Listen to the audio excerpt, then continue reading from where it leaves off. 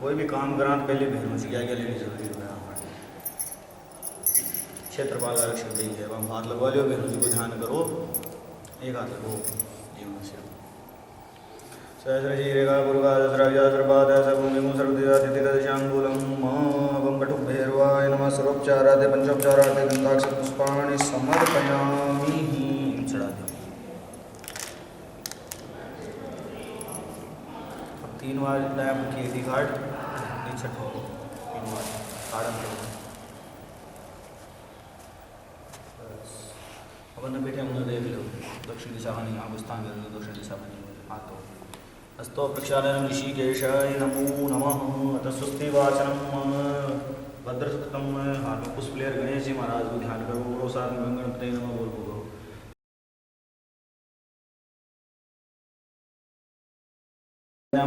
रात्रिवारसेन सुराणि रूपं सिनो व्यासं कृष्णन्निकाणमयकाण सर्वलोकमयकाणः पदं कर्णेति शृणुयाम देवा पदं पश्येम। इष्ट देवताभ्यो नमः, कुल देवताभ्यो नमः, ग्राम देवताभ्यो नमः, स्थान देवताभ्यो नमः, सर्वेभ्यो देवेभ्यो नमः। एतत् क्रम प्रधान देवता श्रीमद् भागवत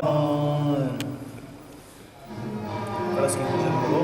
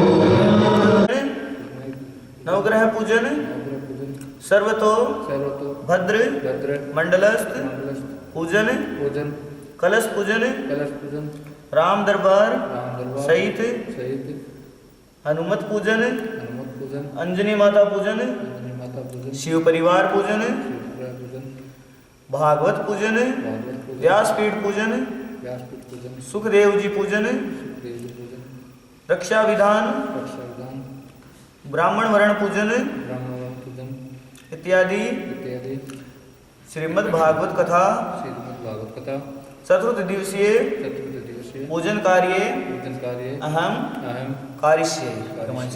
जागृतो दूरमुदयति देवन्दुदेवेति दूरंगमंजो। ठीक है, जय हो बालाजी महाराज की जय हो। शंकर भगवान भोलेनाथ की जय हो। जय भोलेनाथ, जय भोलेनाथ।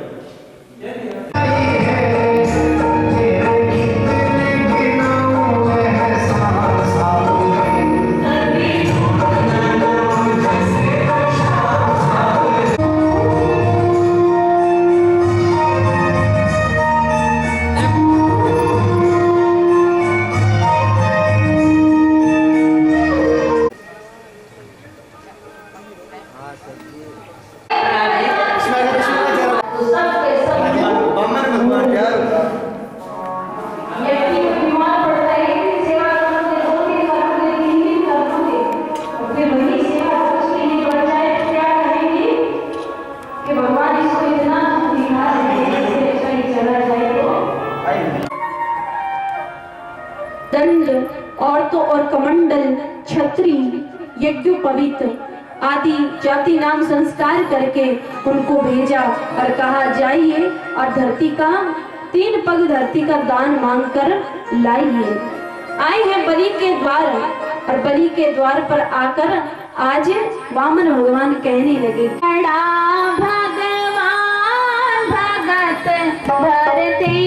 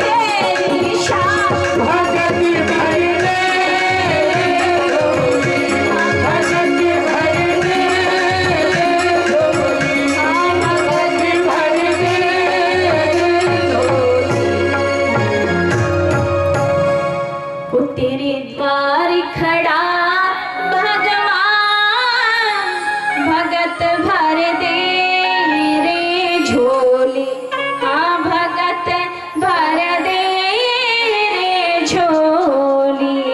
बोली वामन भगवान की। वामन भगवान द्वार पर खड़े हैं और उस समय बलि राजा सोवा यज्ञ कर रहे थे। यहां पर बलि के गुरुजी ने कहा था कि बलि, जिस समय तुम ये सोवा यज्ञ कर रहे हो, याद रखना अगर इस समय तुम्हारे द्वार पर कोई भी आए तो वो निराश होकर नहीं जाना चाहिए। जितना मांग सके, जितना हो सके उतना तुम्हें दान करना है। तो जब ये बात कही तो भगवान द्वार पर खड़े हैं। बलि राजा आए बाहर, बोले आपको क्या चाहिए दान में, जो मांगोगे आज मैं वो आपको प्रदान करूंगा, दान में दूंगा। तो यहाँ पर बलि राजा ने जब ये बात कही तो भगवान ने कहा मुझे और कुछ भी नहीं चाहिए, बस 3 पग भूमि दान चाहिए। बलि हंसने लगे, बोले इतने से होगा क्या, कुछ थोड़ा बड़ा तो मांगिए। बोले तुम ये 3 पग भूमि दान दे दोगे ना, वही बहुत है। कहा लेने से पहले संकल्प देना पड़ेगा तुम्हें। और जैसे संकल्प की बात आई शुक्राचार्य जी समझ गए ये कोई साधारण ब्राह्मण नहीं है। नेत्र बंद करके देखे तो सामने चतुर्भुज, हाथों में गदा पद्म चक्र धारण किए हुए नारायण भगवान दिखाई देने लगे। बलि को हाथ पकड़ के दूर लेके गए। बलि मना कर दो, बोलो कि हमसे दान नहीं दिया जाएगा, वापस भेज दो। बोले गुरुजी आपने कहा कोई भी आए द्वार पर किसी को निराश मत जाने देना, मैं नहीं जाने दे सकता इनको निराश। बोले बड़ी ये कोई साधारण ब्राह्मण नहीं है, ये परमात्मा है, ये प्रभु है, ये भगवान है, तुम क्यों नहीं समझ रहे हो। तब यहाँ बलि ने कहा कि मैंने तो सुना है भगवान सबको देता है और हम लेते हैं। आज भगवान मेरे द्वार पर आए हैं तो आज मैं भी भगवान को दान देकर और अपना नाम उस ऐतिहासिक में आएगा, मेरा भी नाम कहेंगे लोग कि बलि ने भगवान को दान दिया था। दाता एक राम भिखारी सारी दुनिया, भिखारी तो हम है ही और देने वाला भगवान है। तो ये तो सुंदर अवसर है, ये तो सुंदर अवसर है कि भगवान ने मुझे ये अवसर दिया। बलि ने संकल्प लिया और जब संकल्प लेने लगे तो जो कमंडल था उस कमंडल में जल निकालने वाली आगे जो कमंडल की डंडी थी उसके भीतर जाकर सूक्ष्म रूप बनाकर शुक्राचार्य जी बैठ गए। संकल्प दे तो जल बाहर ना आए। उसी वक्त कहते हैं कि यहाँ पर भगवान ने एक तिनका उठाया और तिनके को उठाकर जैसे ही उस डंडी के भीतर डाला कि शुक्राचार्य जी की एक आंख फूट गई। जो अच्छे कार्य के भीतर टांग अड़ाता ना महाराज, उसकी हालत ऐसे ही होती है। तो कहते हैं यहाँ पर जब एक आंख फूट गई महाराज तो शुक्राचार्य जी तो दूर जाकर खड़े हो गए। अब 3 पग भूमि संकल्प देकर दान दिया गया। भगवान ने 2 पैरों से पूरे ब्रह्मांड को नाप लिया। भगवान का चरण का अंगुष्ठ जब ब्रह्मलोक में पहुंचा तो ब्रह्मा जी ने देखा कि भगवान अपना विराट रूप बढ़ा रहे हैं। मौका देखकर यहाँ ब्रह्मा जी ने कमंडल में से जल लिया और जल लेकर भगवान के चरणों को स्पर्श किया और जैसे स्पर्श किया कि वहां से गंगा प्रकट हो गई। बोले गंगा मैया की। कहते हैं कि वहां से गंगा मैया प्रकट हुई। 2 पैरों में भगवान ने पूरे ब्रह्मांड को नाप लिया। अब बोले बलि अब बताओ तीसरा चरण मैं कहाँ रखूं। तब बलि कहने लगे कि प्रभु आप तो कहते हो, आप ही बताओ कि दान बड़ा होता है या दान देने वाला। भगवान कहने लगे दान देने वाला। तो प्रभु इसीलिए आपने 2 पैरों से तो पूरा ब्रह्मांड आज्ञा, अब तीसरा चरण आप मेरे मस्तक पर रख कर और अपना संकल्प पूरा कर दीजिए मेरा। तो यहाँ पर भगवान ने बलि के सिर पर अपने चरण को रखकर और बलि का वो संकल्प पूरा किया और बलि को पाताल लोक का राजा बना दिया और कहा, बलि तुमने अपने संकल्प को पूरा किया है, इसीलिए तुम कुछ मांगो। तो बलि ने कहा, प्रभु मैं जिस भी द्वार से निकलूं उस द्वार पर मुझे आपका दर्शन होना चाहिए। भगवान द्वारपाल बनकर पाताल लोक में खड़े रहे। 3 महीने बीत गए, भगवान लक्ष्मी जी के पास नहीं गए। लक्ष्मी जी इंतजार करे, प्रभु आए नहीं।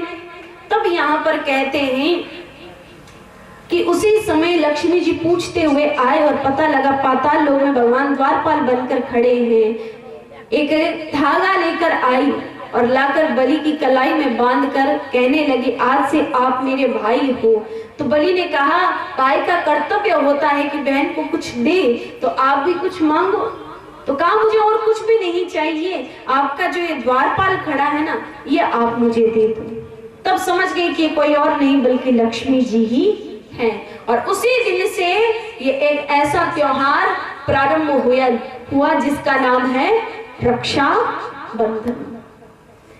कहते हैं कि यहाँ पर बलि राजा को भगवान ने इस प्रकार से पाताल लोक का राजा बनाकर और उसके बाद देवताओं को अपनी गद्दी आदि देकर कहते हैं, अब यहाँ पर सुखदेव जी राजा परीक्षित को सूर्य वंश की कथा सुनाते हुए चलने लगे, लेकिन देवकी के गर्भ में आई है।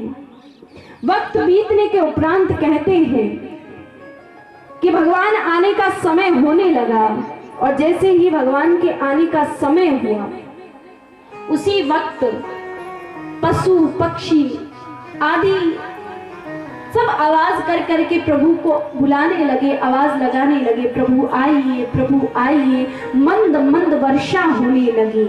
कहते हैं कृष्ण पक्ष रोहिणी नक्षत्र भादवे का महीना रात्रि के 12 बजे और उसी समय प्रभु ने प्रकट लिया, प्रादुर्भाव हुए प्रभु। और होते ही यहाँ वसुदेव जी से कहने लगे कि हे वसुदेव, आप मुझे गोकुल में नंदराय जी के घर पर छोड़कर आइए और जो नंदराय जी के घर पर कन्या है उसको आप यहाँ लेकर आइए। वसुदेव जी भगवान को टोकरी में धारण करने लगे कि उसी समय वसुदेव जी की बेड़ियां हथकड़ियां आदि खुल जाती है और प्रभु को लेकर वसुदेव जी चले हैं। अपनी माया के द्वारा कालाग्रह के जितने भी सैनिक थे सब सैनिकों को यहाँ पर भगवान ने बेहोश करवा दिया, कंस को भी, और लेकर चल पड़े। यमुना भी आज कहते हैं कि भगवान का चरण स्पर्श करना चाहती है। भगवान का चरण स्पर्श किया, यमुना ने द्वार दिया। कहते हैं कि रास्ता देकर वसुदेव जी आगे चले हैं और माँ कहते हैं यशोदा के पास में भगवान को सुलाकर और उस कन्या को लेकर भगवान कहते वसुदेव जी चल पड़े। और भगवान का प्राकट्य जब सुबह सुबह सुनंदा हुआ, नंद बाबा की बहन ने देखा, भागी भागी गई, जाकर नंद बाबा से कहा, बाबा बधाई हो, बाबा बधाई हो, आपके घर में लाला का जन्म हुआ है। मानो आज जो 80 वर्ष की नंद बाबा है नृत्य करने लगे और जितने भी आसपास में सुनंदा हुआ हीरो का हार दिया, ये लो सुनंदा रखो। उत्सव रखाया गया और उत्सव में सभी देवी देवता आदि भेष बदल बदल कर आते हैं और सभी बधाई देने लगते हैं। आइए हमारे भी बीच में भगवान का प्राकट्य हुआ है।